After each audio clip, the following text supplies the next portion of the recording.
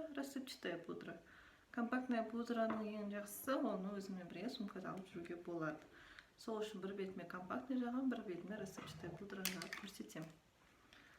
Компактный пудраның өзінің ішінде мынандай губкасы болады. Соны алып, көп алмайсыздар, ақырын алып, басып, қатты баспай, кішкене жеңілірек қылып жағасыздар. Мен бағана мына жерде точкам бар еді, уже көрінбей қалыпты. Жоқ, мына жақ бетімде екен. Мына жақта да болды. Мына жақ қойғам. Дәмін шетін растушевка жасап тастайсыздар. Ортасы қалады, безеу бар жер, ол жерді басып жібересіздер де, шеттерін ақырындап растушевка жасап жібересіздер. Өйткені қатты бөлім қалмау керек. Болды. Басып жағасыздар.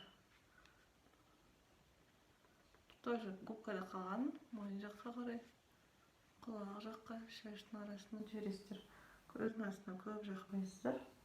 Мұрынның да мына тұсына қатты көп жақпаңыздар, жиналып қалады. Маңдайға.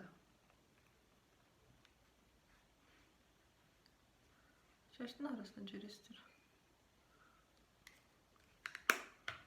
Сұрақтарыңыз болса, комментарийға жазып қалдырып кетсеңіздер болады. Рассыпчатая пудраны кисточкаға алып алам.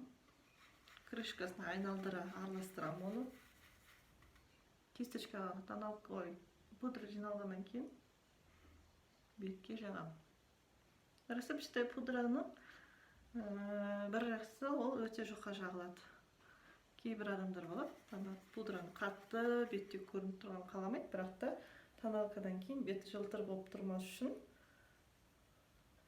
кішкене пудра жағып қойса болады. Сол кезде рассыпчатая пудра өте жақсы көмектеседі. Ең оңайы пудра жағу деп ойлаймын.